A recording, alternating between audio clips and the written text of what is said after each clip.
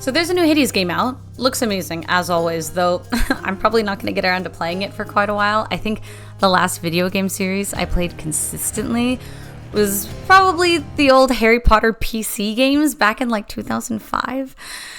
But I did sit down during the pandemic and I played my way through Hades on the Nintendo Switch. And I have to say, I really liked it. I mean, not really a shocker there. But what stood out to me more than the gameplay or the character designs was actually the music. Hades 2020 features an original score composed by Darren Korb, and Korb is a long-term collaborator with Supergiant Games. Not only did he compose the soundtrack for this game, but he also provided the speaking voice for Zagreus and the singing voice for Orpheus. And it's one of those Orpheus songs that I want to talk about today. Not Good Riddance, not In the Blood. No, today I want to talk about the hymn to Zagreus. Sing of Zagreus,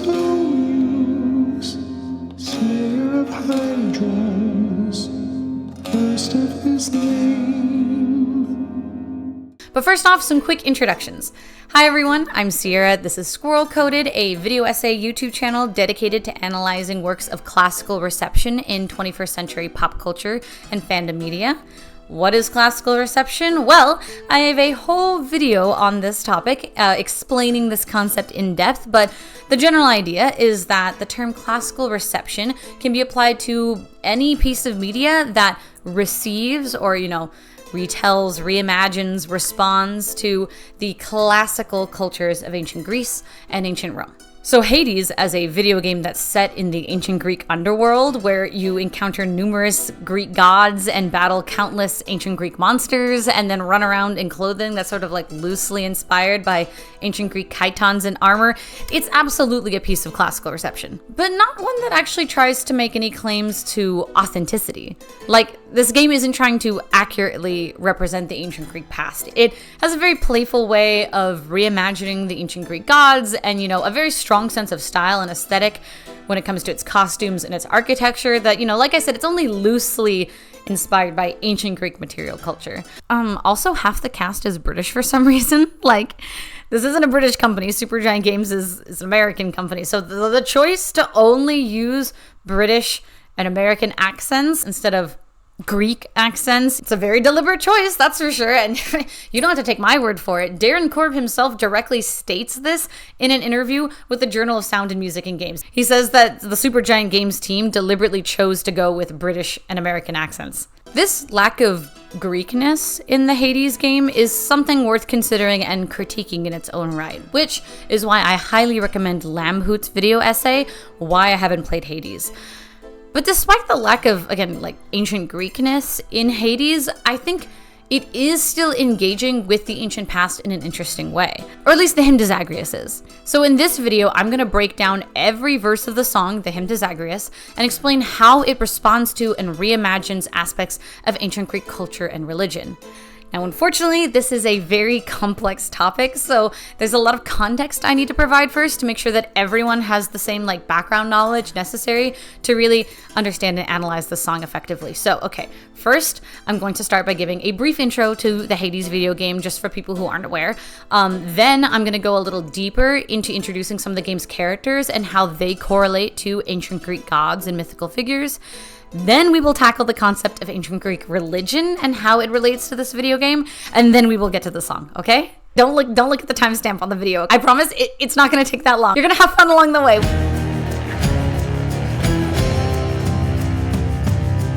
So really quick, for those who aren't familiar with the game, Hades follows the trials and tribulations of Zagreus, the prince of the underworld and the son of the titular Hades, the god/king of the underworld. This is all inspired by Greek mythology and religion, of course, right? The ancient Greeks really did believe in a god named Hades, or Hades in English, who ruled over the dead in the underworld, a supposedly physical but invisible location that's either under the earth or at the far reaches of the world. And this place is also confusingly sometimes referred to as Hades.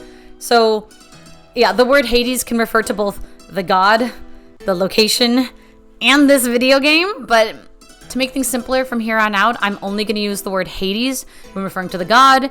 I will call the place where people go when they die the underworld, and when referring to the video game, I will say Hades game. All right, okay. Anyway, Zagreus' whole deal is that he and his father Hades have a very tense and emotionally abusive relationship. So Zagreus decides to run away from home in search of his long-lost mother, whose identity has been kept secret from him his entire life. Now, it's been 5 years, so I don't really mind spoiling this, but I guess spoiler warning just in case. It's Persephone. His mother is Persephone. That's the big reveal at the end of the game. You discover his mother is Persephone. Shocking, right? Shocking. I know. I couldn't have seen this coming. Unfortunately for Zagreus, the underworld is like a giant prison for the souls of the dead, and Hades is the warden. So the gameplay consists of you as Zagreus fighting your way, like trying to break out of the underworld by fighting your way past all these monsters like the Furies and then even Hades himself, all with the ultimate goal of reaching the surface of the earth. But every time you fail an escape run, like you run out of health points and Zagreus dies, Zagreus actually dies. Like in a lot of video games, when you die as a player, you just start over at your last save point, right? It's not like your character actually dies in the narrative. The game just kind of continues from where you left off as if nothing happened, or maybe it'll make it seem like you passed out and your friends had to come like revive you or something, right? But there are no save points in the Hades video game.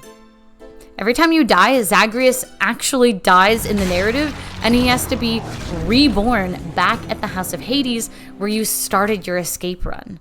So it's an all or nothing kind of game where you either make it all the way to the surface world in one try, or you die and you have to start all over again all the way back home in the House of Hades.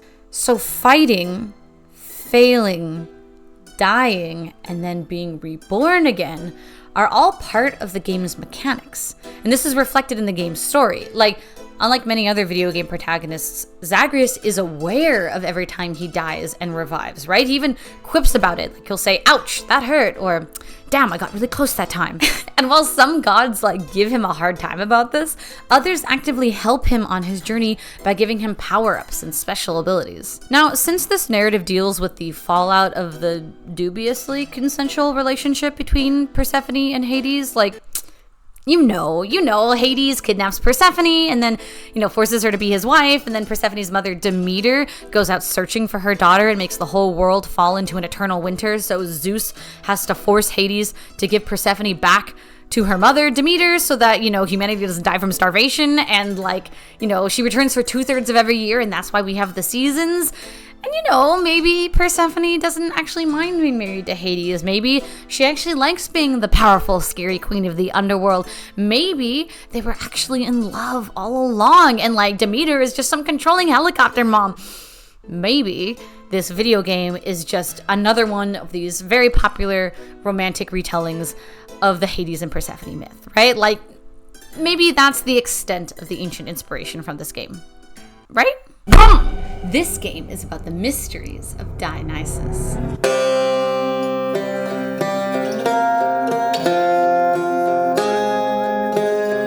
Dionysus is the Greek god of wine, theater, and revelry, and he actually does feature relatively prominently in this video game. As one of Zagreus' Olympian supporters, he checks in from time to time to help Zagreus on his escape runs, and also just to shoot the shit with his cousin, basically. Eventually, if you play the game long enough, you'll witness this conversation between Zagreus and Dionysus. Hey Zag, ever see a fellow by the name of Orpheus down there? You ever heard of him? I bet you have. And I have had a funny thought, a little jest that maybe we could try if you'd be up to have a little harmless fun. Harmless fun at the expense of Orpheus? You have my full and complete attention, Dionysus, mate. That chap comes up with the most smashing songs, so I was thinking maybe we could spin him a tall tale, something like how maybe you and I, we're connected or something. He'll buy it. Tell him for me, yeah? Hey Orpheus, you've noticed the resemblance between me and Dionysus, haven't you, mate? I'll tell you a little secret, but you have to promise not to tell. We're really the same god. I love a good feast, don't I? But Zagreus, that is a striking revelation, the connection you describe. I see it. I can see it now. To think the god of wine and you are intricately linked. It isn't obvious, is it? Oh, there's more to it. A bit grim, really, as I'm a little older than I look. You see, the Titans, they once tore me limb from limb, but then my heart was saved, and that's where Dionysus comes from. That is the connection between us. You understand me, mate? Your tale stirs my soul. It truly does, my friend. It is a marvel to me that such heroism isn't widely known, and I'm committed to the spread of all such truths. Dionysus and I appreciate it, mate. This scene sets up the creation of the hymn to Zagreus. You see, Orpheus, that emo guy with the big hair, he, like Dionysus, is a Hades game character that has a direct counterpart in Greek mythology. In Greek art and literature, Orpheus is a Thracian musician, meaning he comes from the most northern part of the ancient Greek world, known as Thrace, which today includes parts of modern-day Greece, Bulgaria, and Romania. And his music was said to be so moving that it could tame wild animals and even compel stones and trees to move. Now, Hades Town fans will be intimately familiar with the most famous Orpheus myth, in which he descends into the underworld and uses his music to persuade Hades and Persephone to let him bring his recently deceased wife Eurydice back to the world of the living, but if, and only if, he does not turn and look back at her while they're on their journey to the surface. Of course, Orpheus fails, and this is but one of many romantic tragedies in the classical canon, and you can read this one directly in Ovid's Metamorphoses right at the beginning of Book 10. So in the Hades game, Supergiant has chosen to imagine a sort of post-death Orpheus, where he's become the court musician to the House of Hades. And I actually kind of like this. I think this is quite similar to how Orpheus is depicted on South Italian vase painting. Here, on this volute crater from Apulia in the south of Italy, we see Orpheus standing off to the left, playing on his kithara for Persephone and Hades, who are standing in the structure on the right. And maybe this is supposed to be the moment where he's begging for his wife back, or maybe it's just alluding to Orpheus's close association with the underworld, but I could totally see why Supergiant Games might have looked at a plot like this and been like, dude, let's make him the court musician of the underworld. It makes so much sense. Now, the Hades game version of Orpheus is estranged from his wife Eurydice at the start of the game, but he is a friend to Zagreus. So you can choose to help reunite these lovers as part of the gameplay if you want. It's a side quest you can go on. And there are 4 songs in the Hades game soundtrack that are sung diegetically by Orpheus, meaning that they exist within the world of the game. The characters actually sing and listen to these songs. It's part of the larger narrative. It's not just background music that only the player can hear. The Lament of Orpheus recounts Orpheus's failure to rescue his wife.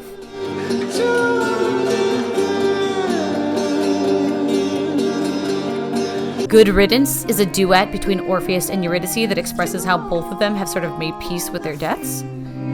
To all the fools that stay for me. And In the Blood is sort of the main theme song for the Hades game, reflecting its core themes of family and inheritance and fate.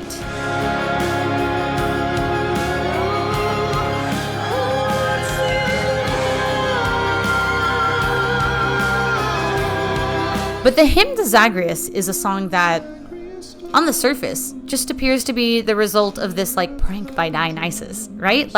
It's this ballad celebrating the magnificent feats and supernatural birth of Zagreus, but it's also one of the deepest cuts I've seen in a contemporary work of classical reception. Because while the game passes off this connection between Zagreus and Dionysus as a joke, it makes the idea of Zagreus and Dionysus being the same god seem kind of ridiculous, random, totally out of left field.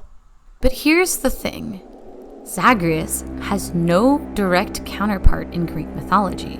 You won't be able to find any hymns to Zagreus written in ancient Greek or Latin. You won't be able to find any ancient art, no sculptures, no vase paintings, no mosaics, nothing depicting the main character of this game. Because Zagreus doesn't actually exist.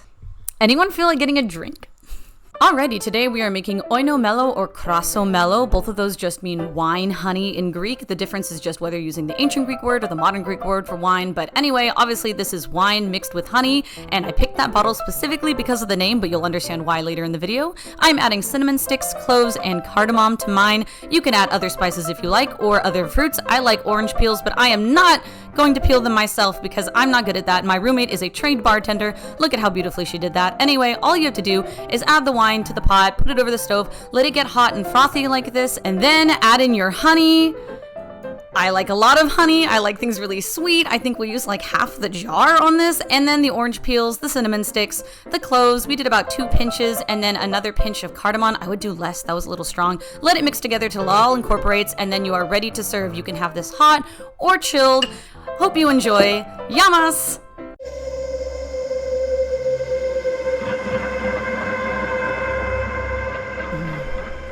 Okay. I know I've been teasing this whole Dionysus thing, but in order to really understand the deep lore that the Hades game is referencing in the hymn to Zagreus, we need to understand what a mystery cult is. And in order to understand what a mystery cult is, you really have to understand what like regular ancient Greek religious cults are. Okay, so when scholars use the term cult to describe ancient Greek religious practices, we're not talking about modern cults like Scientology or Heaven's Gate or whatever, right? Like, in modern parlance, the word cult has a lot of negative connotations. You know, it raises questions like, how coercive or controlling is this religious organization? How harmful is it to its members? That's kind of what it boils down to, right? But in scholarship on the ancient world, the word cult basically just refers to the worship of a particular god in a particular place in a particular way. Okay? It's not really have that stigma associated with it. The same way that when you hear someone say, oh, that movie's a cult classic, they just mean the movie is really popular with like a particular group of people in a particular time in a particular place, right? It's not like that movie spawned an actual cult. So, for example, you might read in an academic paper an author say, Athena received centuries of cult worship on the Acropolis in Athens, meaning that in this place and for this period of time, ancient peoples built temples for Athena, they erected cult statues of the goddess, they had special parades and ceremonies in her honor, they had animal sacrifices and poured libations, basically they had a barbecue, etc., etc. The author might also call this kind of worship a civic cult if the entire city was allowed or expected to participate in some form or another. Now, because ancient Greek religion was so decentralized, there's no Bible for ancient Greek religion, there's no capital C church, there's no single unifying religious text or authoritative central organization. And because of this, there were a huge variety of ancient cults in the Mediterranean world. Some were specific to individual cities, others were pan-Hellenic, meaning that they're open to all Greeks, from any city-state, and then others were very small and specific to local communities. But there are some cults which are very exclusive. Mystery cults are cults which kept their rituals secret and which required people to be initiated before they could participate in the cult. You see, we call these mystery cults because the ancient Greek word for initiation is maisis, and the word for secret rituals is mysteria. This is obviously where we get the English word mystery from, right? Something that's unknown or secretive. And ancient initiates into these mystery cults were so good at keeping their rituals secret that in many cases, we still don't know what the hell these people were doing at these places and why. The mystery cult on the island of Samothrace, or Samothraki, is literally just known as the sanctuary of the Megaloi Theoi, the great gods. Because we don't know the names of the gods that were worshipped there. We literally don't know who the great gods are. There are plenty of theories, but no definitive evidence has emerged because keeping the identity of the great gods secret was part of the cult's practices. So it's kind of fun, right? By calling them mystery cults or the mysteries of the so-and-so god, right? We're referring both to the ancient word mysteria and the fact that these participants had to be initiated, right, in order to participate in the cult. And we're also referring to the fact that the exact nature of this religious worship is still a mystery to us in the modern day. But let me take a moment to pause here and clarify that although we do not know exactly what was going on at these mystery cults, that does not mean that these ancient peoples were likely to be doing anything super dramatic or violent or sexual, okay? The best documented mystery cult, the one dedicated to Demeter and Persephone at Eleusis or Elefsina, as far as scholars are able to reconstruct based on literary and artistic evidence, the secret rituals probably consisted of cult leaders reenacting the myth of Persephone, or maybe the dramatic reveal of some cultic symbols like a sheaf of wheat. So in terms of shock value, it's pretty much on par with an Easter play retelling the crucifixion of Jesus Christ. But the idea, so we think, is that through these rituals, initiates into the mystery cult at Eleusis gain some kind of secret knowledge about the cycle of life and death. You know, as symbolized by Persephone's descent and then reemergence into the world of the living. By worshiping and honoring Persephone and Demeter in this special, mysterious way, initiates at Eleusis could guarantee that they would have a blessed and happy afterlife. One major piece of evidence for our modern understanding of the mysteries of Demeter and Persephone at Eleusis is the Homeric hymn to Demeter. Now, a hymn is a song or poem or prayer that's dedicated to a specific god, usually intended to honor them and then ask for some kind of divine favor. The most famous Greek hymns are the Homeric hymns. These were composed by a variety of anonymous poets from, as early as the 7th century BCE. And they're called Homeric not because they were literally written by Homer, but because they have a lot of stylistic similarities to Homer's Iliad and Odyssey. And they also have the same meter, right? The same rhythm in which they are recited and sung, which in this case, it's dactylic hexameter. It's written kind of like this, and it goes like this. Hold on one second. Da, da, da, da, da, da, da, da. The Homeric hymn to Demeter recites that myth of Persephone I mentioned at the beginning of the video, about how Hades kidnaps Persephone and then he forces her into marriage as queen of the underworld, and then Demeter starves the earth until Zeus intervenes and forces Hades to return Persephone for 2/3 of every year. Well, during that period of time where Demeter is searching for Persephone, she takes shelter with the king and queen of Eleusis, and eventually demands that they build her a temple, which becomes the main sanctuary of the mystery cult to Demeter. And at the very end of the hymn, the poet says, "Blessed is he of men on earth who has beheld these secret rituals. Whereas he that is uninitiated in these rites, or he that has had no part in them, never enjoys a similar lot down in the musty dark when he is dead." But what does all of this have to do with Dionysus and also Zagreus, like the video game character, the video game? We're talking about a video game in this video. I promise we're getting back to it soon. Dionysus was worshipped in a mainstream civic sense as the god of wine and viticulture and theater, but he was also worshipped in the mysterious sense as a god of rebirth and celebration in the afterlife. How do we know this? Well, there's all these little references to the mysteries of Dionysus, sort of like scattered throughout the writings of ancient authors. For example, Diodorus of Sicily, also known as Diodorus Siculus, he's a historian from the 1st century BCE, and he wrote a very long history of the world called the Bibliotheca Historica, or the Library of History.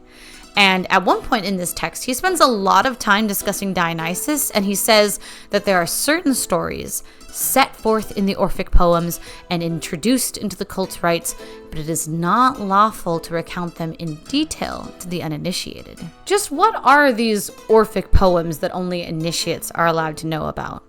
Well, the adjective Orphic just means related to Orpheus, and Orpheus is connected to Dionysus because Orpheus was thought to be the founder of the mystery cult to Dionysus. Why? Well, okay, so Orpheus descends into the underworld to rescue his wife Eurydice, right? Okay, he fails to bring her back to life, but he is still able to survive the journey back to the world of the living. It's never directly just stated or explained this way, but it seems that some ancient Greeks thought that Orpheus's travel, his journey to and from the underworld, granted him some special knowledge about the cycle of life and death, that he was then able to communicate to others through his poems and songs and hymns.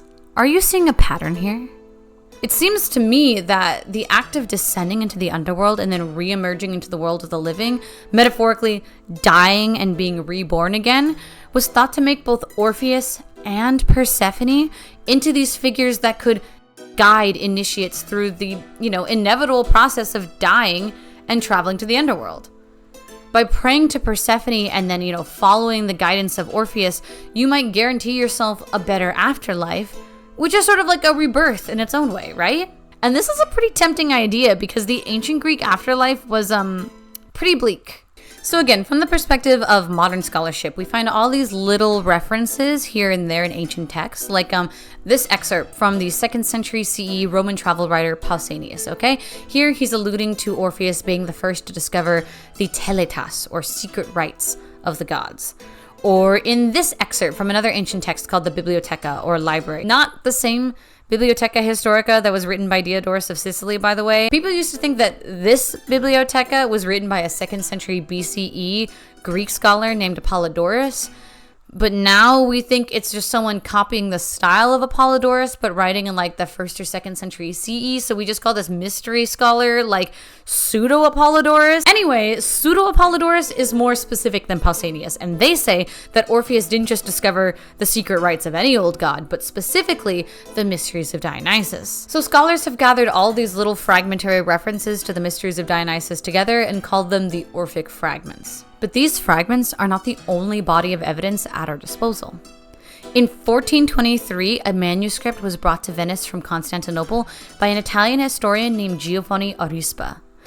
This manuscript contained the Orphic hymns, a collection of hymns supposedly composed by Orpheus that supposedly contained the secret knowledge that was supposedly relayed to worshippers in the mystery cult of Dionysus. Of course, like the Homeric hymns, we don't know who actually composed these Orphic hymns and when, but the authors of this book tentatively argue for the 3rd century CE, which is pretty late. And although that original manuscript from 1423 was eventually lost, who knows what happened to it, luckily it was copied by scribes into various codices, along with a bunch of those other textual references to the mysteries of Dionysus. So this whole body of work that's been passed down from manuscript copy to manuscript copy, the Orphic hymns, the Orphic fragments, it all comes together to make up what scholars call the Orphic tradition.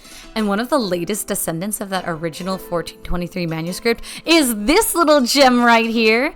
This is Patrick Dunn's The Orphic Hymns, a New Translation for the Occult Practitioner. And let me just say, I am not an occult practitioner, but I love this book because unlike the more scholarly academic translation I just showed you, this book actually gives you the Greek alongside the English.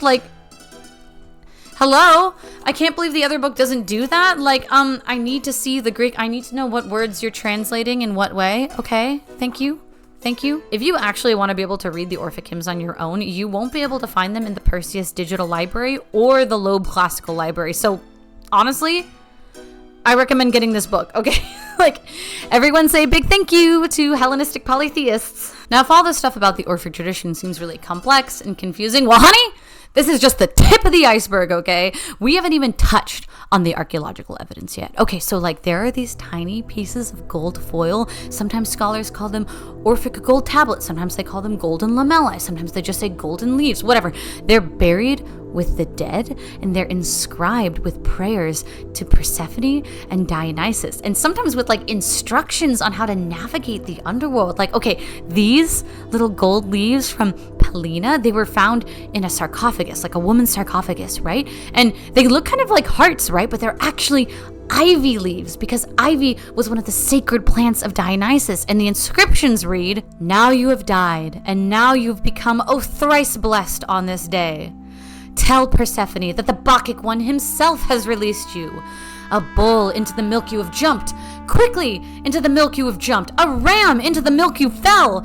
You have wine as your blessed honor, and you will go beneath the earth, having celebrated rites just as the other blessed ones." Bulls? Rams? Milk? What does it mean? Well, the line "tell Persephone that the Bacchic one himself has released you" seems to invoke this idea that the recently departed soul can look to Persephone for protection and to bless you, and that also Dionysus himself is going to vouch for you and then give you unlimited wine in the underworld. It's a pretty good deal. In case you didn't know, the Bacchic one being referred to here on this lamella is Dionysus, because another name for Dionysus is Bacchus, or Bacchus in English. So the adjectival forms of the names are as follows. Okay, so Orphic is to Orpheus, as Bacchic is to Bacchus, and Dionysian is to Dionysus.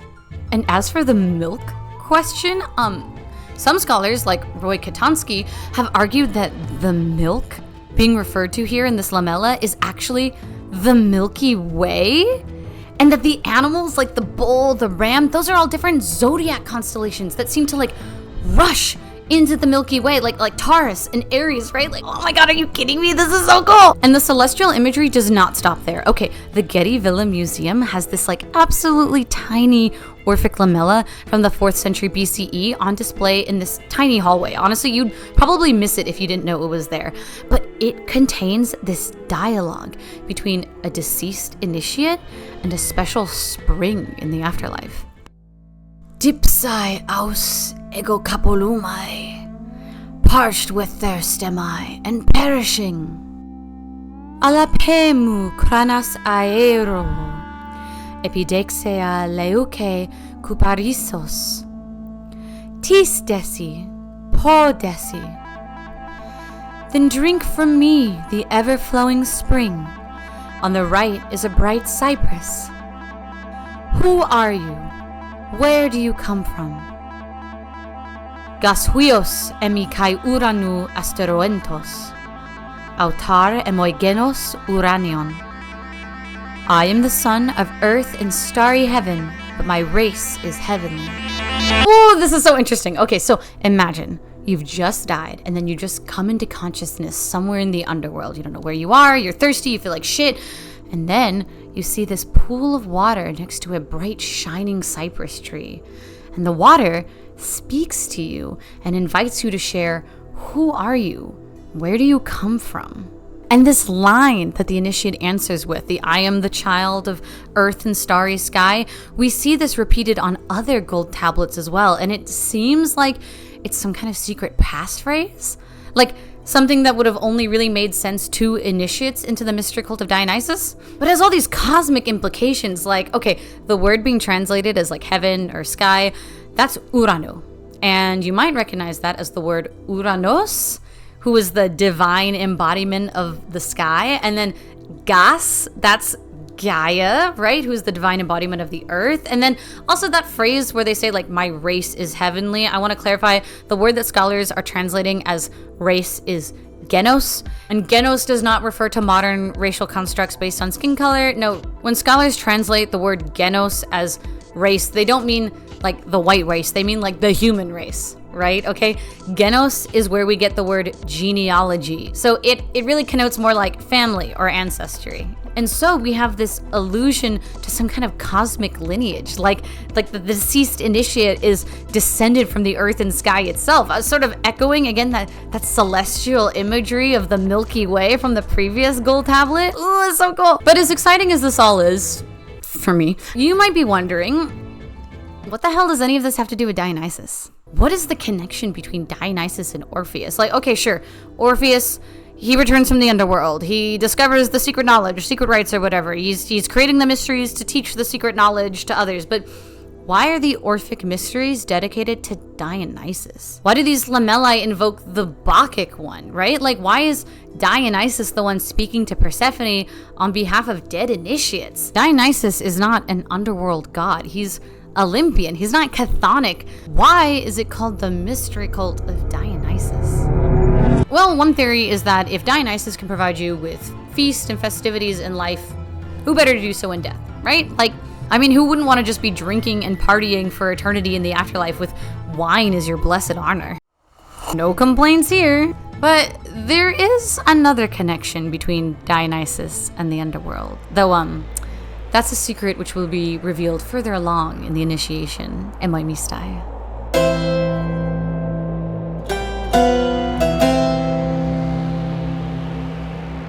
Okay, so at this point, you all finally have enough background knowledge about Greek religion and mystery cults and the Orphic tradition, so now we can finally get back to talking about Hades, the video game. Let's start by talking about the main character. Okay, so I said earlier that Zagreus does not have a direct counterpart in Greek mythology, but the name Zagreus does have an ancient origin. Here's every single instance in which the name Zagreus appears in a classical text. All right, so number one, there is a lost play by Euripides from the 5th century BCE called The Cretans. And, you know, this play, it's lost because it only survives in fragments. But one of these little fragments has a line where a chorus leader describes how he became an initiate and received the title of Bacchus after celebrating the thunder of night-roaming Zagreus and the raw feast. All right, number 2, there is another fragmentary poem, this time by Callimachus, who was a 4th century BCE scholar. And this fragmentary poem called the Aitia, one of the fragments mentions a child being born named Dionysus Zagreus. All right, next up we have another fragment, this time from another lost Greek epic called the Alcmaeonis. This is apparently part of the Theban cycle, but it's extremely fragmentary. As you can see, we have 7 words preserved here. We don't really know the context in which these words appeared, but we do have the phrase Potnia Ge, which is mistress or lady earth, and Zagreus, highest of all the gods.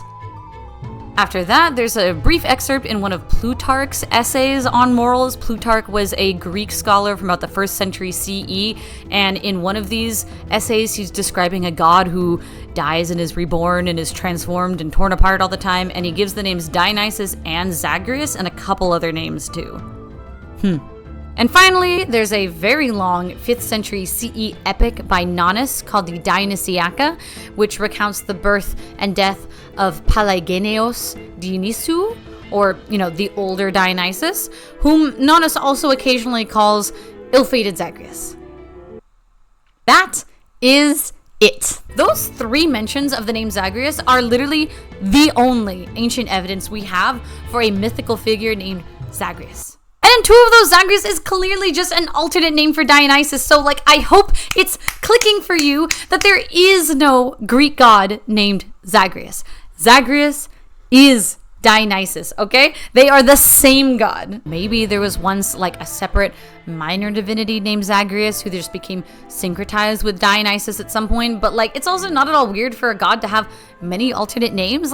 We've already established that another common Greek name for Dionysus is Bacchus, so Zagreus just being another alternate name isn't that unreasonable. And by the way, some people might be wondering, wait, I thought Bacchus was the Roman name for Dionysus. You might think that way just because Bacchus is usually transliterated like this, with the US ending, very Latinate, but it could also be transliterated like this with OS at the end, more Greek sounding. But yeah, Bacchus is a Greek name. The Romans also used it, but it originates in Greece, so just preempt any confusion about that. Now, obviously the developers at Supergiant Games needed a unique protagonist for their video game, and I doubt they wanted to deal with the confusion of having their Prince of the Underworld also somehow be Dionysus. They basically just took the name Zagreus and just invented a character entirely from scratch who is totally separate from Dionysus. I've seen some videos and articles where people are saying oh, they picked this character who's not well known, but the myths about him, it's kind of, in my mind, it's wrong to talk about Zagreus as if he is somehow separate from Dionysus. He is Dionysus. It's just an alternate name. It's not like there's some secret other god. And what better way to celebrate this newly invented god than by giving him his own Orphic hymn? Since there is no actual hymn to Zagreus in this collection of Orphic hymns, it seems that Darren Korb decided to make his own. And thus, the hymn to Zagreus was born. But while the lyrics to this song are a completely modern invention, they still allude to elements of the Orphic tradition.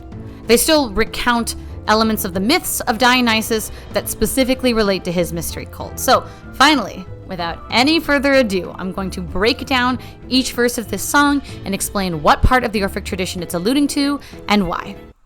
Okay, let's do this. Sing of Zagreus, O Muse, slayer of Hydras, first of his name. So right off the bat, we have an invocation of the Muses, the 9 divinities who presided over the arts and inspired poets, playwrights, and all other kinds of artists. The specific phrase, "Sing of Zagreus, O Muse," mimics the opening lines of Homer's Iliad and Odyssey, which begin, "Rage, goddess, sing the rage of Peleus' son Achilles," and "Sing to me of the man, Muse, the man of twists and turns." The Homeric and Orphic hymns also begin a similar way, naming the god who's about to be praised and then usually providing a few epithets as well. So, for example, in the Orphic hymn to Dionysus, it starts by saying, "I invoke Dionysus, the roaring god of the Bacchanal," and some of the first epithets they give are protogonon, diffue, trigonon. Now that translates to first made, double-natured, and thrice born. Put a pin in that because we're going to come back to that part. For Zagreus, we have the epithet Slayer of Hydras. This is a title which has absolutely no ancient precedent, but it directly alludes to one of the game's recurring boss battles against the Bone Hydra.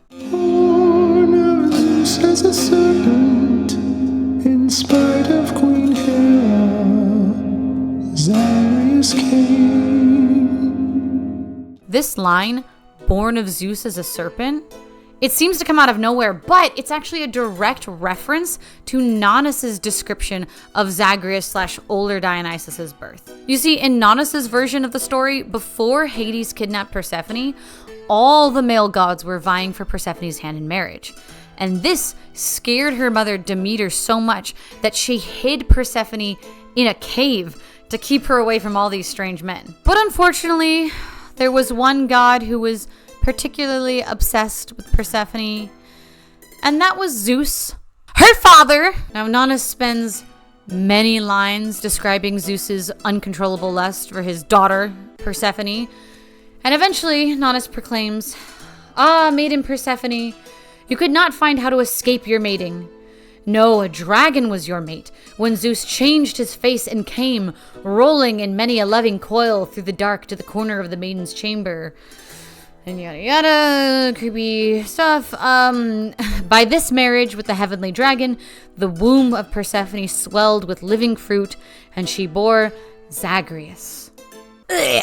So yeah, born of Zeus as a serpent is like a pretty concise way, I guess, of summing up how Zeus disguises himself as like a dragon or a snake or whatever, and then assaults Persephone. This incestuous coupling leads Persephone to become pregnant with Zagreus, aka older Dionysus. We also get an account of this story from Clement of Alexandria in his exhortation to the Greeks. Clement was a Christian theologian from the 2nd century CE, and he was documenting Greek polytheistic religion in this very critical, kind of negative way. So he was very eager to emphasize the whole incest thing in his account of the birth of Dionysus. But, yeah, unfortunately the incest thing kind of distracted from the fact that, you know, like the big reveal, Persephone gives birth to Dionysus. Dionysus is the son of Persephone. That's why he's this connection to the underworld, right? That's why it's the mystery cult dedicated to Dionysus. That's why he's vouching for the initiates to Persephone himself, the Bacchic one himself. Yeah, that was the last big secret to be revealed. That's the last part of the mystery. Sort of anticlimactic, huh? You probably figured it out by now, honestly. Man, leave it to Zeus to ruin everything. So, in summary, the reason why some ancient Greeks worship Dionysus as a god with influence over the afterlife, even though most people thought he was just the god of wine, it's because initiates into the mysteries of Dionysus believed that the god's mother was Persephone, the queen of the underworld.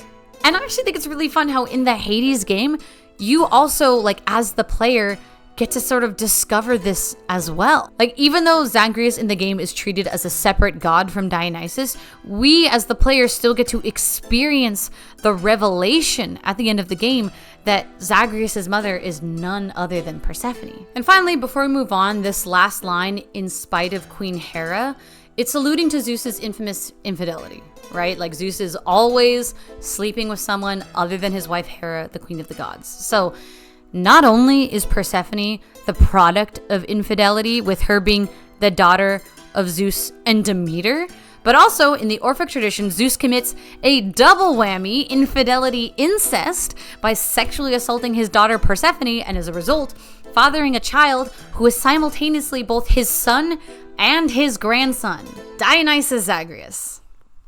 Torn to shreds by the Titans, devoured in pieces from his altar flame. So, torn to shreds by the Titans. Yeah, things don't really end well for the infant Zagreus / older Dionysus in the Orphic tradition. There's a reason why Nonnus calls him ill-fated Zagreus. Nonnus says that by the fierce resentment of implacable Hera, the Titans, who are the generation of divinities that came before the Olympian gods, they destroyed him with an infernal knife. There, where his limbs had been cut piecemeal by the Titan steel, the end of his life was the beginning of a new life as Dionysus. So according to Nonnus, it's Hera's jealousy, right, her fierce resentment, that led directly to Zagreus' death. Meaning that the previous line from the previous verse about in spite of Queen Hera, that could have been foreshadowing for what's to come. But Clement continues on to say, but the Titans, they who tore him to pieces, placed a cauldron upon a tripod, and casting the limbs of Dionysus into it, first boiled them down, then piercing them with spits, they held them over Hephaestus. Now, Hephaestus is the god of fire, and sometimes his name is used as just like a stand-in for the word fire, so the implication of this scene is that the Titans were boiling and roasting Zagreus / older Dionysus over an open flame, and then they ate him. So this line from the hymn to Zagreus, this devoured in pieces, it's directly alluding to the Titans' cannibalism as told by Clement. This act of cannibalism can be interpreted as a form of corrupted sacrifice. You see, a good and correct sacrifice involves killing and eating an animal, not a human or a god. So this scene can be taken as like an inversion of that form of worship, and thus as a corrupted form of worship. Also, the fact that Zagreus is torn to pieces in the words of Clement, or torn to shreds in the words of Darren Korb, is a fun little allusion to something called spiragmos. Spiragmos is an ancient Greek word that means tearing, rendering, or mangling. And it's like a term that's associated with Dionysus and his followers as something that they do to other people or animals. Like as we see on this vase and as we see at the end of Euripides' play The Bacchae, the story ends with Dionysus' female followers, the Maenads, tearing Dionysus' cousin and dedicated hater Pentheus limb from limb as punishment for trying to spy on the mystery cult's secret rites, after like arrogantly spending the entire play denying Dionysus' godhood and then like aggressively trying to shut down the cult. So the fact that it's older Dionysus who suffers spiragmos in the Orphic tradition is like another interesting little inversion. And finally, this line, from his heart of flame, it draws attention to Zagreus' heart in particular.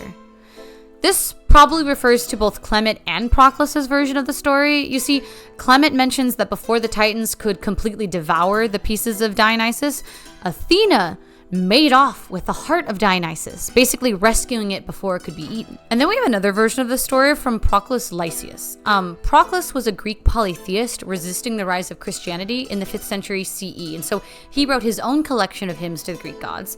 And in his hymn to Athena, he praises the goddess by saying, "You who saved the heart as yet unchopped of Lord Bacchus in the vault of heaven, when he was once divided up by the hands of the Titans, and you brought it to his father Zeus, in order that through the ineffable wishes of his begetter, a new Dionysus would grow again from Semele around the cosmos." So even though Darren Korb's hymn to Zagreus doesn't mention anything about Athena at all, this focus on Zagreus' heart of flame could be an allusion to this part of the Orphic tradition, right? Where Athena rescues the heart of Zagreus / older Dionysus and then delivers it to Zeus so that a new Dionysus can be born again to a new mortal mother.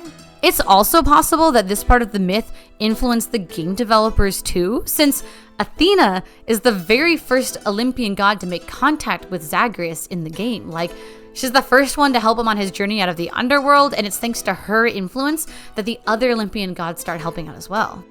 The seed of Dionysus grew, the god of wine and feast anew,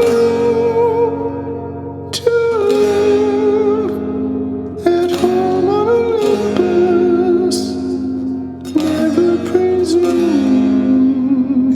his virgins true.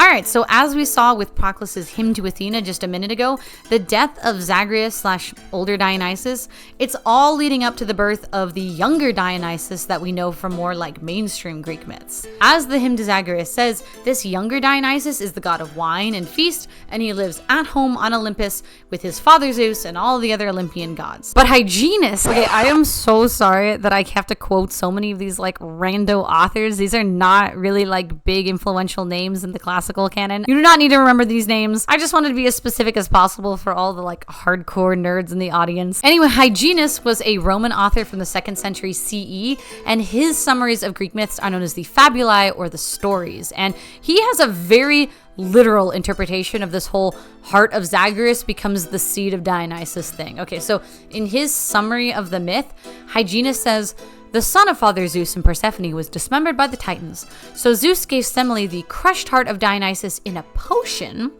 from which Semele then became pregnant." So she literally consumes, like she eats the heart of Zagreus / older Dionysus, and then this becomes the seed of new Dionysus in her womb?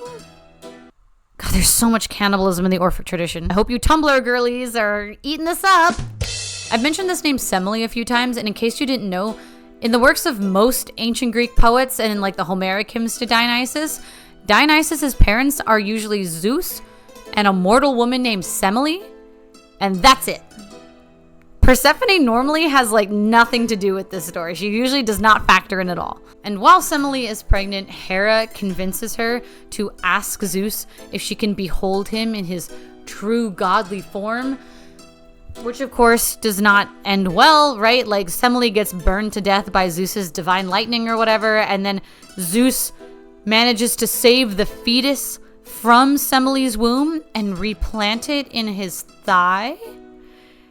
And Dionysus is later born from Zeus's thigh, like as shown on this vase in one of the earliest documented cases of empreg in the Western canon. And this sort of like double birth, first from Semele's dying body and then from Zeus's thigh, is why Dionysus is often called twice born. But do you remember back when I mentioned the epithets used for Dionysus in the Orphic hymn to Dionysus, right? It was protogonon, diphue, trigonon, or first made, double-natured, and thrice-born. These epithets were used because initiates into the mystery cult of Dionysus include Dionysus's first birth to Persephone, his second birth / emergency C-section from Semele, and finally his third birth from Zeus's thigh. And it's kind of funny because this like confusion about how many times was Dionysus born and like how many Dionysuses are there, it's something that ancient authors were also puzzling over. Like I briefly mentioned this earlier, but Diodorus of Sicily, he spends many pages discussing how some have handed down the story that there was but one Dionysus, others that there were 3. Needless to say, this is all very complicated, but the recurring idea here is that there is an older Dionysus, sometimes, very rarely, mostly by Nonnus, called Zagreus, and his mother is Persephone. He dies, but he's reborn as a newer Dionysus whose mother is Semele. Ancient Mediterraneans who followed the Orphic tradition would say that Dionysus is thrice born and that his parents are Zeus, Persephone, and Semele, but everyone else would just say that he's twice born and his parents are just Zeus and Semele. Got it? Does it make any sense? Yeah? We good? Okay, let's move on. Wrath of thunder and lightning struck down the Titans, burned into sand. All right, so in these lyrics, we have Zeus getting his revenge on the Titans for killing his son, right? So this is pretty well attested in ancient sources. We have Clement simply stating that Zeus plagues the Titans with thunder, and then Nonnus gives a much longer narrative about how Zeus's wrath affects the entire earth with fire and flood. He says Zeus attacked the mother of the Titans, aka the earth, with an avenging brand, and shut up the murderers of Horned Dionysus within the gates of Tartarus. The trees blazed, the hair of suffering earth was scorched with heat. Zeus blasts all corners of the earth with his thunderbolt in love for his child, until eventually Zeus calmed his wrath at the sight of the scorched earth. He pitied her and wished to wash with water the ashes of ruin and the fiery wounds of the land. Then rainy Zeus covered the whole sky with clouds and flooded all the earth. A pretty extreme reaction, but it is interesting how this connects this myth to the ancient tradition of apocalyptic flood myths. And then also we can see how Nonnus's narrative likely influenced Darren Korb's use of wrath of thunder and lightning and his description of the Titans being burned into the sand. Up from out in the ashes, born of the Titans, the mortals did stand. So this verse implies that humankind originates from the death of Zagreus / older Dionysus. Like, Zeus kills the Titans with his wrath of thunder and lightning, right? He burns them into the sand of the earth, and then up from the ashes of the Titans is born humanity, mortals. Now, this might sound crazy to anyone familiar with the origin of humanity in more like mainstream Greek mythology, you know, as recounted by Hesiod in Works and Days, for example. But this version from the hymn to Zagreus is almost one-to-one with the account of Dionysus' birth from Olympiodorus. Olympiodorus was an early Byzantine scholar from the 6th century CE who wrote many commentaries on the dialogues of Plato, a very famous Greek philosopher from several centuries earlier in the 5th century BCE. You may have heard of him, student of Socrates and all that. In a commentary on one of Plato's dialogues called the Phaedo, we get the following excerpt. Then Zeus is succeeded by Dionysus, whom, they say, his retainers the Titans tear to pieces through Hera's plotting, and they eat his flesh. Zeus, incensed, strikes them with his thunderbolts, and the soot of the vapors that rise from them becomes the matter from which men are created. This idea of the Titans being the divine ancestors of humans is pretty unique, okay? There are a couple different origin stories for humanity in Greek myth, but none of them are connected to the Titans in this way. There is an Orphic hymn to the Titans, though, and it states, "From you are descended all toiling mortals, all generations of the world born from you." Is this connected in any way to that celestial cosmic lineage that we saw initiates trace back to Earth and starry sky on those Orphic gold tablets that we saw earlier? I have no idea, but it could be, or these things could be totally unrelated. Anyway, let's just say it continues to remain a mystery.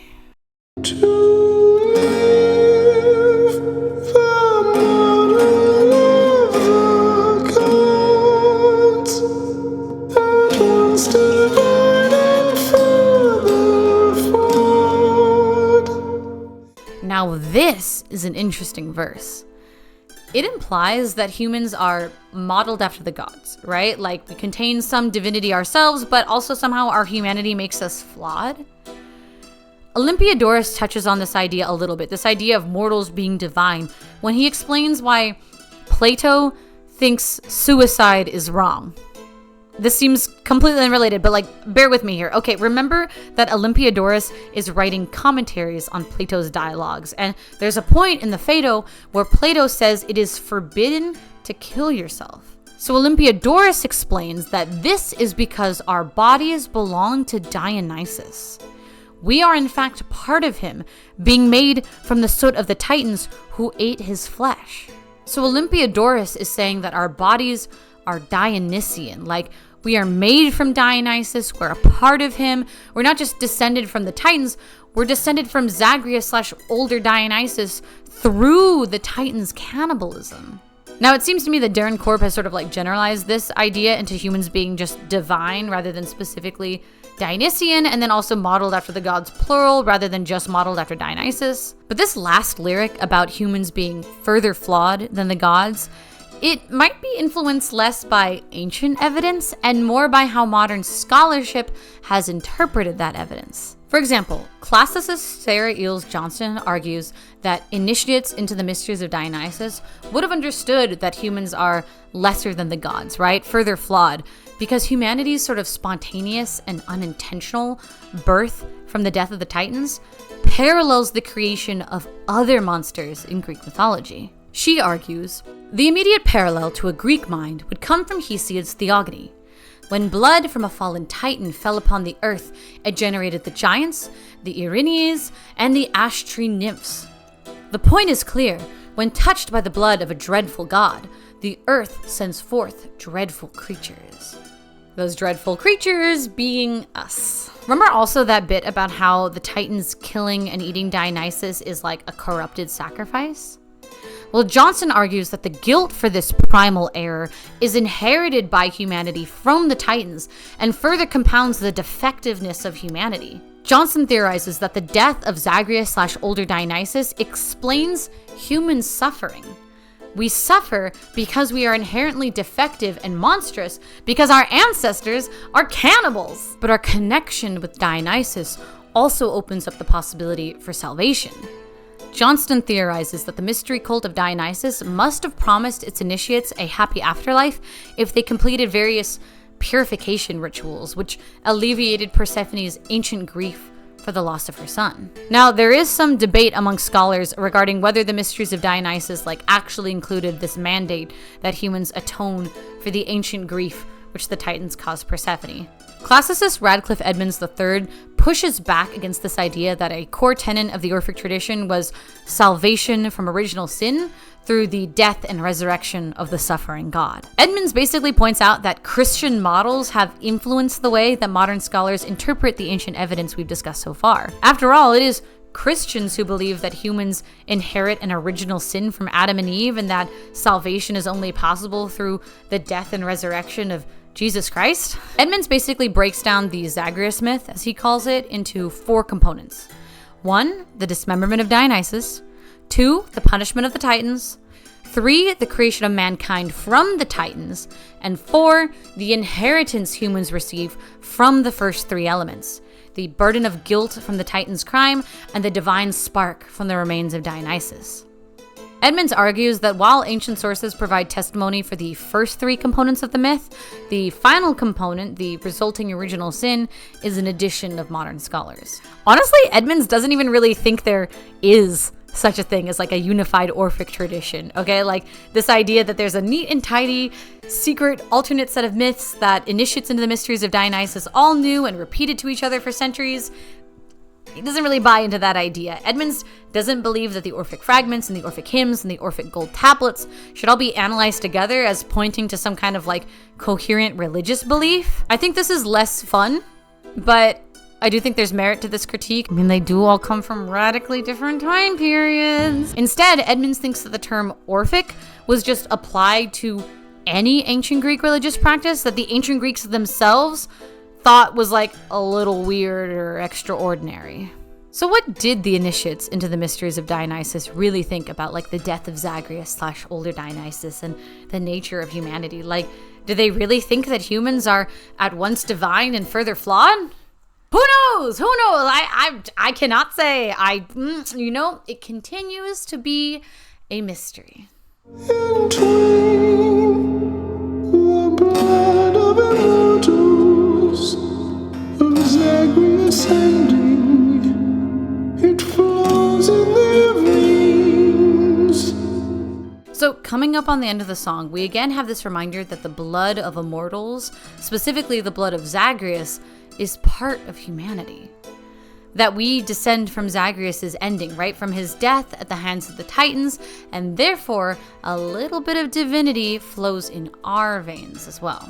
But this emphasis on blood and veins, it doesn't appear in any of our ancient sources. Instead, it seems to connect to a piece of lore specific to the game Hades.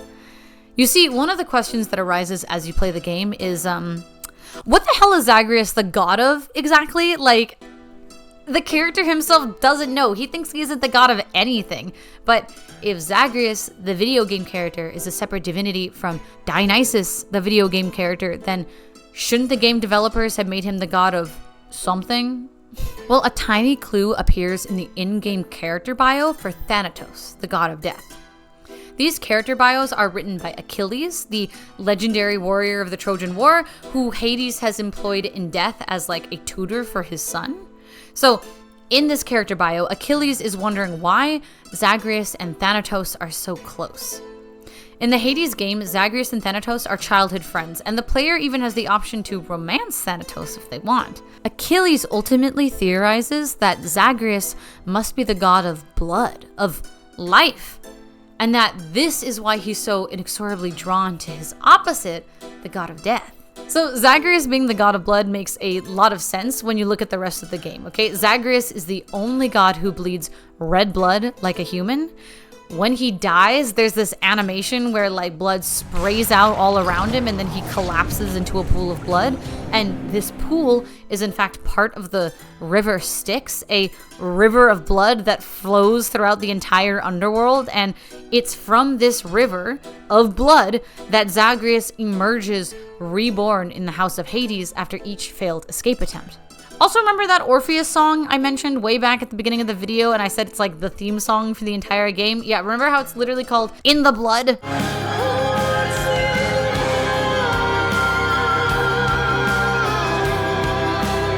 Personally, my first association with blood is not life, but death, since the sight of blood usually implies some kind of injury or imminent death, but Blood is also a life-giving force, which is why it's easy to understand how Achilles makes this jump between god of blood to god of life. And I think it's also why Darren Korb evokes this idea of Zagreus' blood, right? The blood of immortals, of Zagreus ending, flowing in the veins of humans and giving them life and vitality in the afterlife.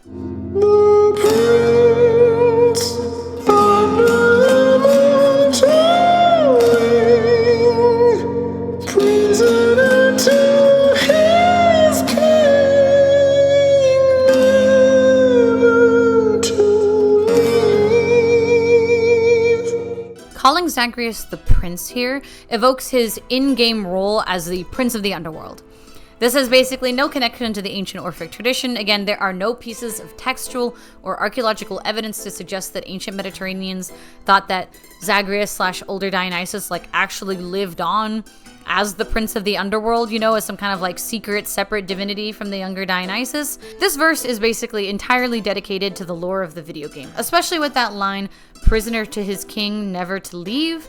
That's a reference to the primary conflict of the game, right? You know how Zagreus is rebelling against Hades, his king, and attempting to escape the underworld, even though he is doomed never to leave. It's only after beating the game several times, after repeatedly fighting your way to the surface and spending time with Persephone, that Zagreus convinces his mother to rejoin him and Hades in the underworld, where they can finally start to mend their familial relationships. At that point, though you've basically beaten the narrative of the game itself is still playable. You can keep doing escape attempt after escape attempt.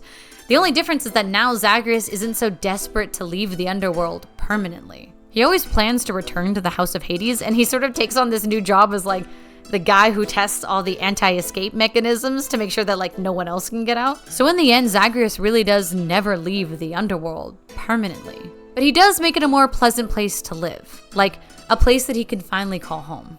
Also, I think it's important for me to mention here that Persephone did not leave the underworld because of a conflict with Hades. The game frames their entire relationship as consensual. It was more like an elopement rather than a kidnapping. And the reason why Persephone leaves in the Hades game is actually related to Zagreus.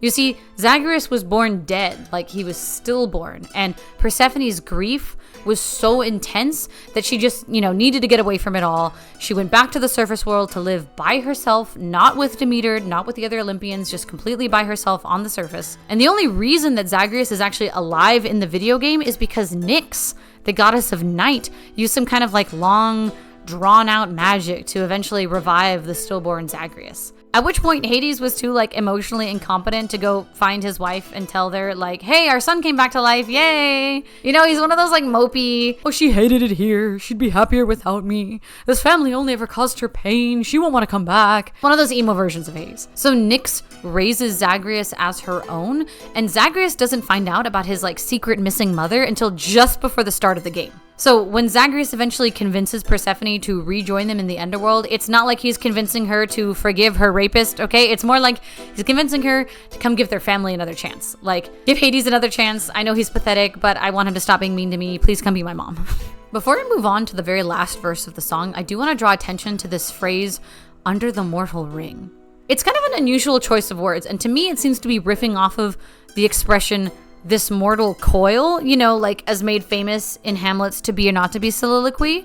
When Shakespeare uses mortal coil, he's using it as a metaphor for life and all its trials and tribulations, right? And I think Darren Korb he is evoking this, but also using the phrase mortal ring to refer more literally to the game's mechanics, the cycle of life and death and rebirth that Zagreus is sort of living in as part of the game's mechanics. Even near the end of the game, when Zagreus succeeds in escaping the underworld and finds his mother, he discovers that he can't stay with her for very long. His entire being is tied to the underworld, so he dies a natural but accelerated death every time he's up on the surface world. So even though Zagreus can escape the underworld, he can't escape death. He can't escape that mortal ring that just brings him right back around again to being reborn in the River of Styx and the House of Hades. Steadfast, endlessly toiling, doomed to remain. Endlessly toiling, doomed to this brings us to the final verse. Okay, endlessly toiling, doomed to remain.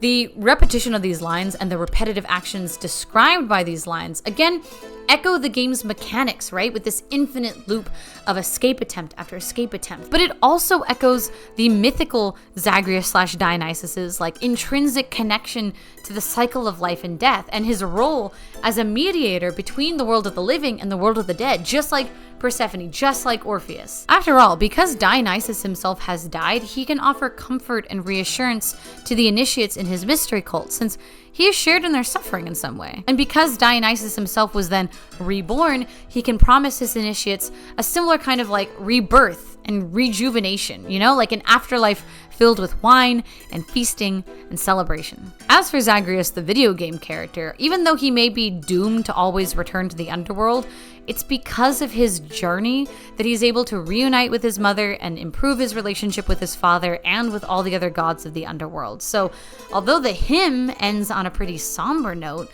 the fact that Zagreus is so steadfast in spite of it all, it positions him as a figure of hope, as someone who never stops seeking a better life for himself.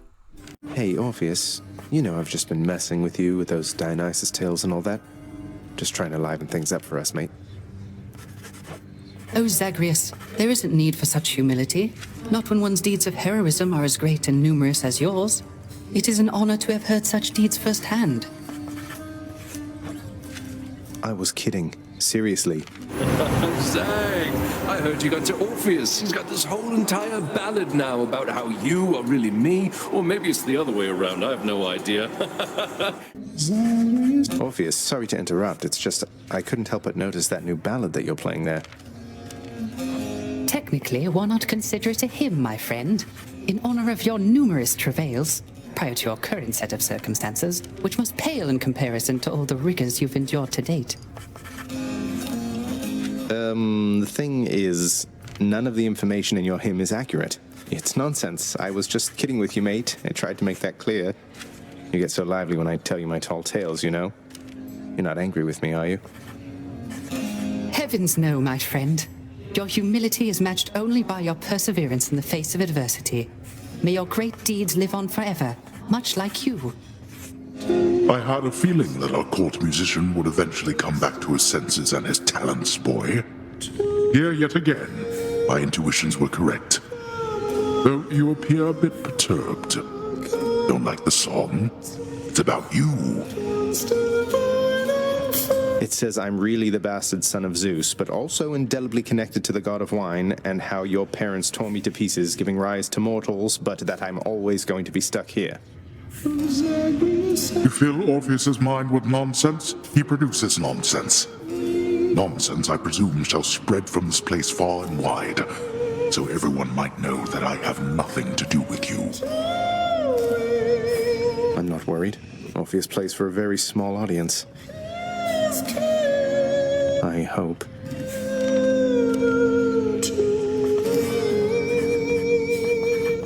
So the game implies that Zagreus is pretty embarrassed by Orpheus's hymn, and he hopes that it does not spread outside of the House of Hades and affect mortals' impression of him.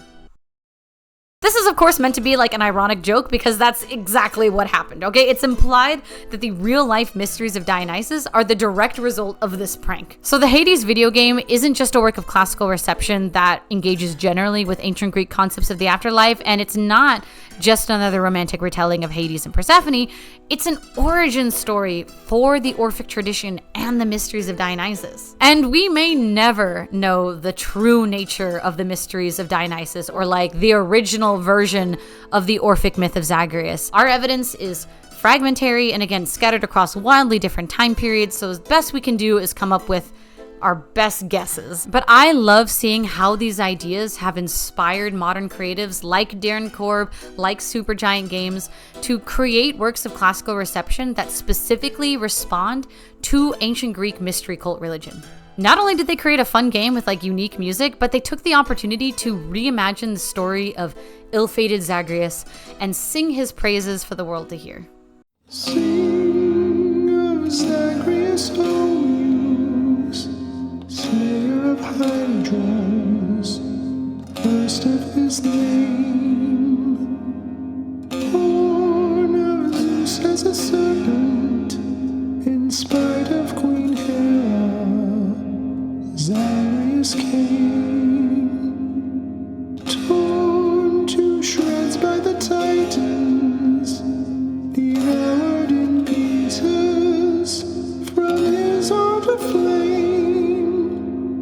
Thank you for watching. This is my second full video essay on classical reception, which again is the creative reimagining of ancient Greek and Roman culture.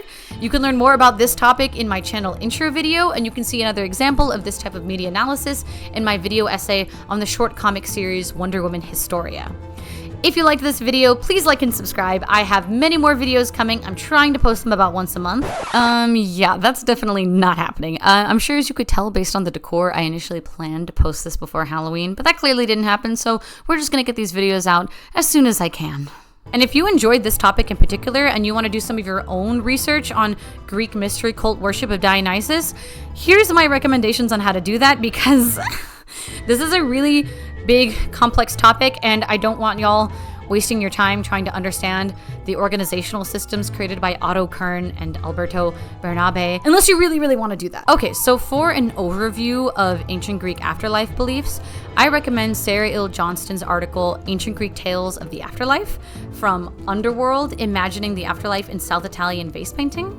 This is an exhibition catalog edited by David Saunders and published in 2021 in conjunction with a special exhibition at the Getty Villa Museum on ancient Greek eschatology, specifically how it appeared in South Italian vases. So eschatology, by the way, is just the study of afterlife beliefs. Again, Johnston's article gives a good general overview of the literary evidence for various ancient Greek beliefs about the afterlife, but the entire catalog is good too. Like, I really enjoyed Roy Kotansky's article, Dialogues of the Dead on the Orphic Gold Tablets. His translation and discussion of the Getty's Orphic Lamella I thought was great. But if, after reading this catalog, you're ready to dive deeper, I recommend Fritz Graff and Sarah Ill Johnston's Ritual Text for the Afterlife, Orpheus and the Bacchic Gold Tablets, which was first published in 2007, and then the second edition was published in 2013. This book gives translations of each of those Orphic Gold Tablets and then sums up Graff and Johnston's ideas about the mysteries of Dionysus and the Orphic tradition. After that, I think you should read Radcliffe Edmonds III's 2011 edited volume, The Orphic Gold Tablets and Greek Religion, further along the path. Because in this volume, Edmonds provides his own translations of the gold tablets so you can compare with Graff and Johnston, and he also brings in a bunch of other scholars to weigh in on the evidence. After that, to get a complete understanding of Edmonds' beliefs about Orphism and how these beliefs contrast with the interpretations presented by Graff and Johnston, then you should read Edmonds' 2013 book, Redefining Ancient Orphism, A Study in Greek Religion. After that, just follow the footnotes, I guess, of anything that sounds interesting to you. And, maybe you'll develop your own ideas about the mysteries of Dionysus and how Greek religion is received in contemporary pop culture. All right, that's all for now. So thanks again for watching and happy belated Halloween.